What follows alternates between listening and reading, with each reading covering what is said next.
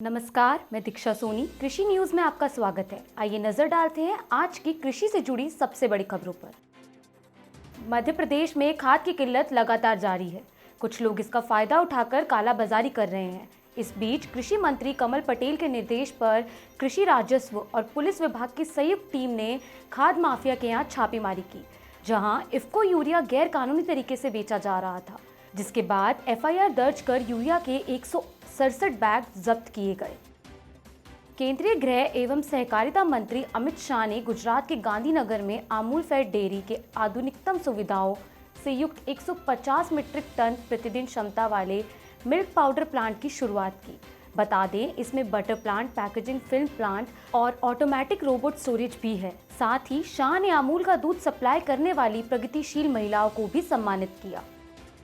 भाजयुमो के राष्ट्रीय उपाध्यक्ष सह बिहार बीजेपी प्रदेश कार्य समिति के सदस्य संतोष रंजन राय भागलपुर पहुंचे, जहां उन्होंने बातचीत के दौरान कहा कि केंद्र सरकार ने कृषि बिल को वापस ले लिया है। हालांकि यह बिल किसानों के हित में था, लेकिन विपक्षी पार्टियों ने इस बिल को दूसरे रूप से जनता के सामने रखा। इस कारण किसान संगठनों ने विरोध किया, जिसको देख तत्काल में यह बिल वापस कर लिया गया।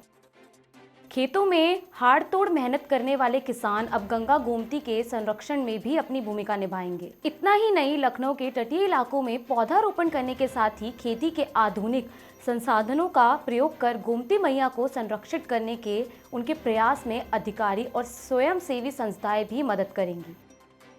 किसान नेता राकेश टिकैत ने कहा कि हम सरकार से आमने सामने बात करना चाहते हैं। दरअसल उन्होंने कहा कि प्रधानमंत्री नरेंद्र मोदी जब गुजरात के मुख्यमंत्री थे, तब वो एमएसपी का न सिर्फ समर्थन कर रहे थे, बल्कि एमएसपी में किसानों के हित की गारंटी सुनिश्चित करने के लिए एक राष्ट्रीय व्यापारी कानून भी चाहते थे। लेकिन अब जब किसान एमएसपी की गारंटी मांग रहे हैं, तो वो देने के लिए राजी नहीं है। इसीलिए सरकार से अपील है कि वो एमएसपी की गारंटी के लिए संसद के इसी सत्र में कानून लाए। भाजपा के सहयोगी दल नेशनल पीपल्स पार्टी की नेता अगाथा संगामा ने राष्ट्रीय जनतांत्रिक गठबंधन एनडीए के घटक दलों की बैठक और सर्वदलीय बैठक में सीएए को निरस्त करने की मांग की।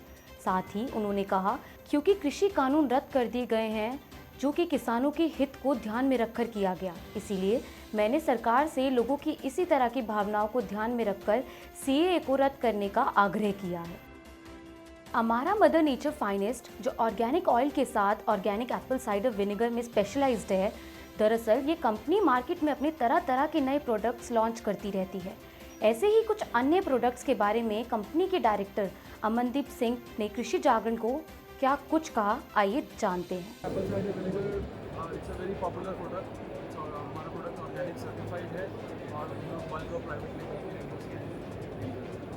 काफ़ी प्रोडक्ट्स ऑर्गेनिक है, कुछ रेंज हमारी नेचुरल भी है, कुछ लिमिटेशन होते हैं कुछ प्रोडक्ट में। 70 to 80% प्रोडक्ट हमारे ऑर्गेनिक।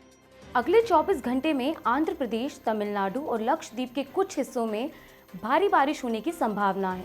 बता दें, दिल्ली और उसके आसपास के इलाकों में भी वायु प्रदूषण खतरनाक स्थिति में बना रहेगा। इसी तरह की अन्य खबरों के लिए देखते रहिए कृषि जागरण। धन्यवाद।